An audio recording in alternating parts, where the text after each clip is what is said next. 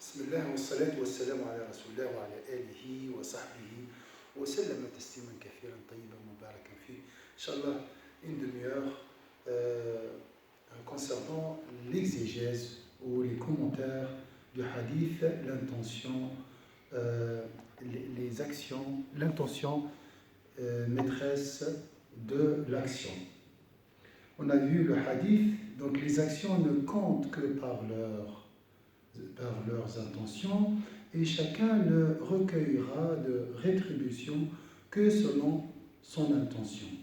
Ainsi, l'exil de celui qui l'a accompli pour Dieu et son messager sera compté à Dieu et son messager. Et l'exil de celui qui l'a accompli en vue d'un bien terrestre poursuivi ou en vue d'une femme qui l'épouserait n'aura été que pour le but pour lequel il se sera exilé. Le hadith est rapporté par Sayyidina al-Bukhari et Sayyidina Muslim, donc c'est authentique. Donc le sens global, la morale islamique fait de l'intention une condition indispensable de validité de l'action. Ça, c'est le sens global. Définition de l'intention. Qui peut me définir l'intention?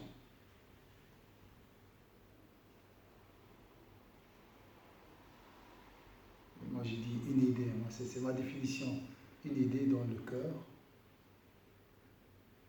Oui, l'intention, elle est à la... En fait, l'intention, à la base, c'est une idée. Une idée.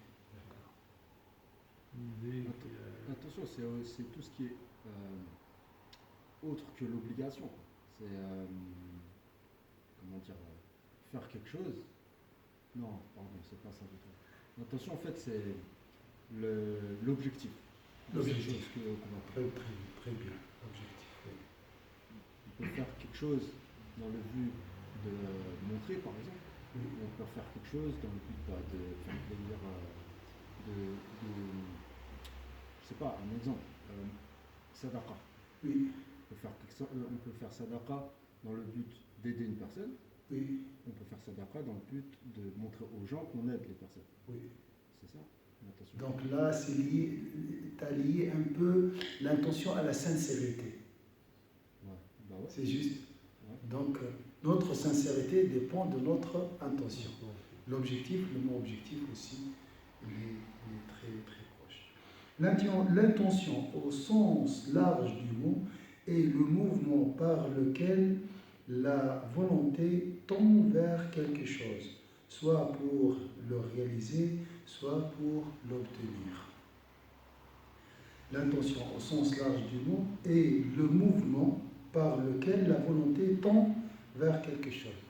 Le mouvement ici, ça veut dire quoi le mouvement? On a besoin de définir le mot mouvement aussi. Quel mouvement? À quel niveau ce mouvement? Oui, en fait, c'est la transformation de la transformation de la connaissance en action. Voilà. Donc, c'est ce mouvement-là dont on parle. Voilà. Le mouvement au niveau, je pense, des idées. Donc nous avons science, en fait, volonté. Sur le plan purement connaissance, Oui. Oui. épistémologique. Oui. L'intention, en fait, elle est basée sur, premièrement, elle est basée sur ce qu'on appelle une croyance. Oui. D'accord. Et puis après, elle est soit traduite en action, oui, ou pas. Et ce mouvement-là, c'est une forme, sur le plan connaissance, c'est une déduction. En fait. Alors, le mot mouvement est très, très, très bien choisi. Une idée, est-ce que toute idée est une intention? Non. Hein? Je peux lire tout ce livre sans avoir une intention de le mettre en pratique. Donc, lorsque l'idée se transforme en un mouvement qui secoue la volonté, là, on est dans l'intention. Donc le mot mouvement intérieur au niveau du cœur et de la personne est le mouvement par lequel la volonté tend vers quelque chose, soit pour le réaliser, soit pour l'obtenir. Donc connaissance transformée à un mouvement devient une volonté, la volonté devient une puissance, la puissance nous donne l'action. Connaissance, volonté, puissance, action. Voilà les étapes. L'intention est cette orientation de la volonté. Donc il y a une idée qui oriente, mais c'est une idée chaude, c'est une idée brûlante, c'est une idée qui bouge, c'est pas une idée tiède, d'accord? C'est une idée réfléchie et ancrée en nous, hein? C'est une idée qui touche le cœur, qui peut orienter après notre volonté, d'accord? L'intention est cette orientation de la volonté d'accomplir l'acte prescrit par Dieu en vue de prétendre à être agréé par lui et dans un esprit de soumission à lui. Je répète, ou bien je vous demande cette définition, c'est quoi? Donc le premier, on a retenu le mot mouvement, et dans la deuxième définition, orientation de la volonté. Hein? Donc il faut avoir une idée très puissante pour orienter la volonté, d'accord? Votre volonté. L'intention est cette orientation de la volonté d'accomplir l'acte prescrit par Dieu en vue de prétendre à être agréé par lui et dans un esprit de soumission à lui.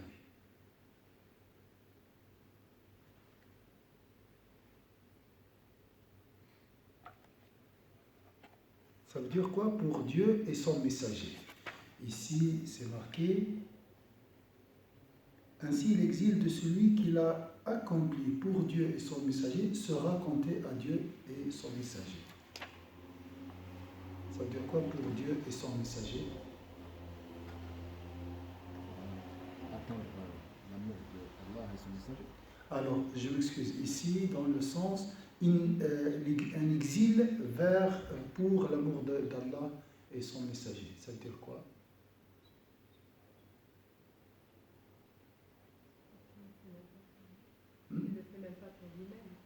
D'accord, exactement. Donc, non, point pour un quelconque bien matériel recherché. Donc ici, pourquoi il émigre, la personne émigre? Oui, les immigrés à l'époque du prophète, pourquoi ils ont émigré? Comme ça. Pour sauver leur foi. Hein? Donc, pour sauver sa foi et sa liberté, et non point pour un quelconque bien matériel recherché. L'intention, comment on dit ça? Sise dans le cœur, on dit? Hein?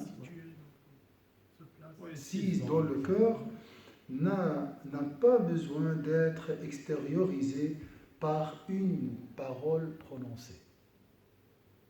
Hein? Oui, comme malheureusement, il y a beaucoup de gens qui, parfois, مكروه ليس حرام. Oui. كان عند العلماء مكروه أن الإنسان يتفوه بالنية. إلا في الحج. نعم، هي صح. Sauf dans le Hajj et le Umrah, on dit لبيك اللهم عمرة. Là, on doit extérioriser l'intention. بعض الناس يعني صلاة المغرب ولا صلاة يقول صلاة المغرب الله أعلم يعني النية محلها القلب. Donc l'intention sise dans le cœur n'a pas besoin d'être extériorisée par une parole prononcée à voix haute ou une formule bien spécifique. Des fois, subhanallah, on a besoin d'extérioriser l'intention. Par exemple, avant de manger, je dis, je mange pour Allah Azza wa Jal, pour trouver la force et adorer Allah comme il faut. Je peux faire ça. C'est pour renforcer l'intention à l'intérieur du monde. Je commence par l'extérieur pour arriver à l'intérieur. Ça c'est possible aussi. Il n'y a pas de mal ici. D'accord? Mais dans l'adoration d'Allah, bien sûr, il faut respecter les règles. Il n'y a pas dans la prière de Dhuhr, il ne faut pas dire à haute voix je veux faire la prière de Dhuhr. C'est dans ton cœur, ça suffit, Inch'Allah. Mais ce n'est pas uniquement dans le cœur, parce que c'est dans le cœur et aussi dans le. Tu te prépares. Si tu fais le wudu, tu te prépares. Oui. Tout ça, ça fait partie de l'intention. L'intention. Tu te diriges vers le Qibla. Oui.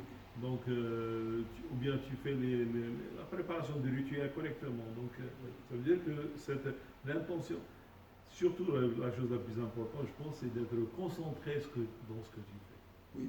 Comme ça, l'intention, elle est claire. Oui. Donc, pour préparer une intention sincère, il faut consacrer du temps et faire ces préparatifs. Oui. Au contraire, les savants considèrent comme mauvaise innovation, bid'a, sa formulation à haute voix, entendue ou semi-entendue. D'accord? Parce que ça nous libère de ce travail intérieur. J'ai l'intention de faire c'est facile avec la langue. Mais voilà, on a parlé d'un mouvement à l'intérieur du cœur ou bien d'une orientation de la volonté. Hein? Donc c'est un travail intérieur.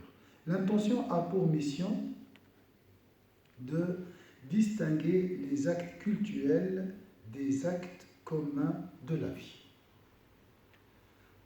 De distinguer les actes cultuels, comme les adorations, des actes communs de la vie. L'exemple est celui de la personne qui prend une douche. Si elle l'a fait avec l'intention d'accomplir la purification rituelle, elle sera comptée comme telle. Sinon, c'est une simple douche. Donc vous voyez l'intention, hein? Ça c'est pour le rosser, hein, c'est clair. Entre parenthèses, est-ce que je peux prendre une douche mais avec une bonne intention? Je ne parle pas de rosser ici, obligatoire. Hein? Non, est-ce que je peux transformer un acte commun de la vie, comme la douche, à une adoration, avec une intention? Donnez-moi une intention qui peut orienter ma volonté vers l'adoration d'Allah Azza wa Jal. Donc je vais prendre de toute façon, je suis fatigué, j'ai besoin de prendre une douche. Est-ce que je peux trouver une idée qui oriente cet acte commun de la vie à un acte cultuel? Est-ce que c'est pas recommandé? Est-ce qu'il est recommandé? Oui. Oui, c'est ça. قل إن صلاتي ونسكي ومحياي ومماتي لله رب العالمين. Donc ça veut dire que tout ce qui fait partie de ma vie, il peut être orienté vers l'intention de réalisation. Par exemple, le travail. Quand on y va pour travailler, oui. Alors une des intentions qu'on doit avoir, c'est pour, par exemple, vivre du licite. Voilà. Réaliser du licite. Donc, et ne commettre pas de péché. Et de ne pas, par exemple, donner sa main. Oui. Ou que Allah subhanahu wa ta'ala n'aime pas, son prophète n'aime pas ça. Donc toute action peut être orientée, et ça vient du fait que قل إن صلاتي ونسكي ومحياي ومماتي لله رب العالمين. Donc, par exemple, le mariage, et ça, si on peut le faire, on peut faire ce travail chaque jour. Hein. Il est recommandé, à mon avis, de revivifier les actes habituels, les actes ici communs de la vie, et les transformer en un acte cultuel. Le mariage, par exemple, la nourriture, la douche, le travail, surtout le travail. Il y a beaucoup de stress dans le travail. Il y a beaucoup de difficultés. Alors comment il faut trouver une idée vecteur, si je peux dire, une idée qui oriente cette action. أحب الناس إلى الله أحب الناس إلى الله أنفعهم لعيالهم. Hadith. Donc celui qui en fait le meilleur parmi les gens, parmi les gens, c'est celui qui sert ou bien qui rend service à la création d'Allah. Donc dans toutes ces dimensions, dans l'humain et le non humain. Et donc du coup, donc on peut tout transformer en fait en une vraie adoration. Donc comme il a dit Dr Omar, utiliser des textes surtout. Les textes, c'est une idée, le savoir, c'est une idée très puissante qui peut orienter et secouer notre volonté, d'accord? Surtout les textes. Regardez sur Internet et tout. Et attention au machinisme, attention à la vie machinale. Je ne dis pas l'adoration seule. La vie machinale tue. Manger par habitude, se marier par habitude, voyager par habitude, parler par habitude, c'est ennuyant. C'est pas uniquement ennuyant, c'est que ça hérite deux graves problèmes. Deux graves problèmes. Premier problème, c'est l'insouciance. L'insouciance totale. On devient insoucieux, on mange. Indifférent. Indifférent. C'est le mot. On devient indifférent. Et puis le deuxième qui est plus grave encore, c'est on ne remercie pas de Dieu et on oublie les bienfaits d'Allah subhanahu wa ta'ala complètement. Donc, puis on ne le remercie plus. Pourquoi? Parce que ça devient ordinaire. Le pain qu'on mange, moi j'ai aujourd'hui le pain sur ma table. Comme c'est rien du tout. Comme une éponge. Comme s'il est. Mais il y a des gens qui rêvent d'avoir du pain sincèrement sur sa table. Donc, un philosophe, Schopenhauer, il a dit il y a 3 sentiments. Il y a la souffrance, il y a le plaisir, c'est l'opposé. Hein. Et entre deux, il y a l'ennui. L'ennui,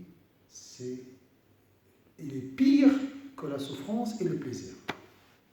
Le plaisir, bon, n'est pas mauvais, avoir du plaisir à faire quelque chose. Mais la souffrance, des fois, si vous avez remarqué, les gens qui sont ennuyés, hein, qu'est-ce qu'ils cherchent? Ils cherchent la sensation forte, ils cherchent un peu la souffrance. S'exiler, s'éloigner, faire des choses dures, faire du sport extrême. Hein, ils cherchent la souffrance pour sortir de l'ennui. Donc l'ennui, ça amène au suicide.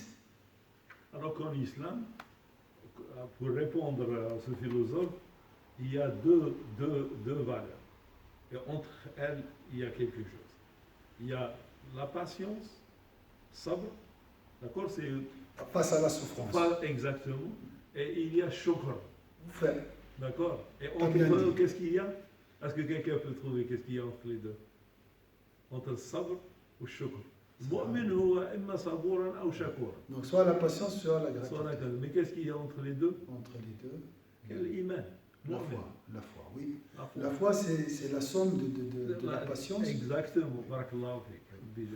La patience et la foi est constituée de 2 parties. La patience et la gratitude. Subhanallah. Donc, grâce à la patience, tu profites de la souffrance, entre guillemets. Oui. Ça devient. قال الرسول عليه الصلاة والسلام قال المؤمن كيف الحديث المؤمن عجبا للمؤمنين أمره كله خير إذا أصابته ضراء ماذا صبر واحتسب أو إذا أصابته يعني وإذا أصابته نعمة من الله شكر الله حمد الله وشكر. Donc l'intention va donc distinguer le fait habituel, la douche, du fait rituel, la purification. C'est aussi l'exemple d'un homme qui entre dans une mosquée et y reste quelque temps. Il peut y être entré pour se reposer uniquement, faire la sieste. Hein? Il peut l'avoir fait pour méditer et invoquer Dieu, et donc effectuer une retraite spirituelle, ce qui lui vaut rétribution divine. Donc tu peux te reposer, mais dans ce cas-là, il n'y a pas de... Je peux transformer cet objectif, le repos, à une adoration. Je me repose pour mieux prier. Vous voyez? Je dors pour mieux adorer Allah Azzawajal. Je mange pour mieux adorer Allah Azzawajal. Il faut juste penser. الرسول عليه الصلاة والسلام قال حسب ابن آدم لقيمات يقمن صلبه. Voilà. C'est pour avoir la force. La force pour être adorer, préparé à l'adoration. Voilà. Il faut juste penser à ça. Donc arrêtez la machine. Arrêtez la machine de faire l'action, de rester toujours occupé. Parce que l'occupation dissipe la tristesse, dissipe les soucis. Oui, c'est vrai. Mais c'est un calme. Donc l'attention, elle donne un sens à notre existence. Attention, hein. L'intention, elle nous donne le parfum de la vie. C'est le parfum de la vie. Et toujours, il faut renouveler votre intention. Toujours. À travers les textes, à travers la connaissance. Il peut l'avoir pour, donc, comme on l'a dit, ce qui distinguera les buts d'un même geste et donc l'intention. Alors là-bas, ils ont dit aussi, tu seras rétribué selon tes intentions. Tu peux avoir plusieurs intentions, mais dans le bien. Hein. Venir à la mosquée pour prier, pour adorer Allah Azzawajal, pour rencontrer mes frères et sœurs. Ça aussi, c'est une intention. Pour échapper au stress de la vie. Donc, toutes ces intentions seront, Inch'Allah, inscrites dans ton registre des bonnes œuvres. De distinguer aussi entre les différents actes cultuels, c'est-à-dire à travers l'intention que je distingue entre le fait que j'accomplis la prière du Dhuhr et celle de Asr. Donc l'intention est importante ici pour distinguer la prière. Des fois, subhanallah, on prie, mais on ne sait pas, on pense on dit c'est la prière du Dhuhr, mais j'ai l'intention de faire l'Asr. C'est tellement la tête est ailleurs. Donc, c'est aussi pour distinguer entre les différents actes cultuels. C'est à travers l'intention que je distingue entre le fait que j'accomplis la prière de Dhuhr et celle de Asr, ou entre la prière de Dhuhr et la prière surrogatoire. Le premier point, c'était quoi? Distinguer entre... Oui, ça c'est pour le deuxième point. Mais le premier point, donc l'intention a pour mission de distinguer les actes cultuels des actes communs de la vie. D'accord? Comme la douche. On a pris la douche. Deuxième, c'est pour distinguer les actes cultuels. Troisième point, oui, j'ai pas mentionné, j'ai pas dit 1, 2, pardon. De distinguer au sein de l'acte rituel si cet acte a été effectué pour Dieu uniquement ou pour un but ostentatoire. Et ça, c'est le plus difficile.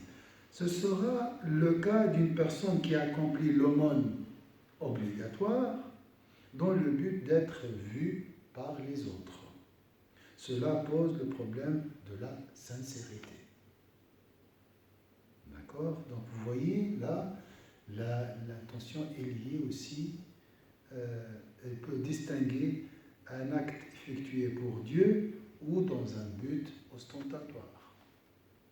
Si le hadith englobe l'intention dans ces trois cas mentionnés, c'est le troisième qui semblerait être le plus visé. La question de la sincérité. Vise-t-on Dieu dans l'acte effectué ou quelques mentions chez les humains? C'est ainsi que le hadith suivant explicite la valeur de l'intention dans tous les actes que nous accomplissons. Le hadith du prophète sallallahu alayhi wa sallam dit: les premières personnes à passer devant le jugement au jour dernier sont de trois catégories. On va s'arrêter sur ce hadith. Hadith un peu long. Un homme mort en martyr. Dieu lui montre ses bienfaits qu'il reconnaît et lui demande: qu'en as-tu fait? Il répond: j'ai combattu pour toi. Mais Dieu lui répond: tu mens, tu as combattu. Regardez, hein, on peut sacrifier notre vie, hein, par ostentation. C'est notre vie, c'est la chose la plus chère. Et on ne va pas voir la satisfaction, parce qu'on n'est plus là. Mais malgré tout ça, vous voyez le poids de l'ostentation, hein, la satisfaction des gens. Beaucoup des gens suicident parce qu'ils perdent leur travail ou bien perdent leur image extérieure et tout. Subhanallah. Tu mens, tu as combattu afin que l'on dise de toi quel homme courageux. C'est d'ailleurs ce qui a été dit: il sera alors jeté dans le feu. Un homme qui a acquis des connaissances, qu'il a transmises et a appris le Coran, sera lui aussi présenté devant Dieu, qui lui montre ses bienfaits qu'il reconnaît. Dieu lui demande: qu'en as-tu fait? Il répond: j'ai appris ces connaissances ainsi que le Coran et je les ai enseignées pour toi. Mais Dieu lui répond: tu mens, tu as appris et enseigné afin que l'on dise de toi quel savant et quel lecteur du Coran. C'est d'ailleurs ce qui a été dit. Donc c'est ce que les gens disent, ils ont dit, hein, il sera alors jeté dans le feu de l'enfer. Et un homme que Dieu a comblé de richesses, regardez aussi, qui lui montre ses bienfaits, qu'il reconnaît. Dieu lui demande: qu'en as-tu fait? Il répond: je n'ai délaissé aucune voie de bien que tu aimes sans que j'y ai donné des aumônes pour toi. Mais Dieu lui répond: tu mens, tu as donné des aumônes afin que l'on dise de toi quel homme généreux. C'est d'ailleurs ce qui a été dit: il sera alors jeté dans le feu de l'enfer. Qu'Allah nous préserve, Inch'Allah. La prochaine fois, on va continuer, Inch'Allah, les bonnes intentions, Inch'Allah. Subhana rabbika rabbil izzati amma yasifun, wa salamun ala al-mursalin, walhamdulillahi rabbil alamin. Shukran. S'il faut, la prochaine fois, on peut s'asseoir sur des chaises parce que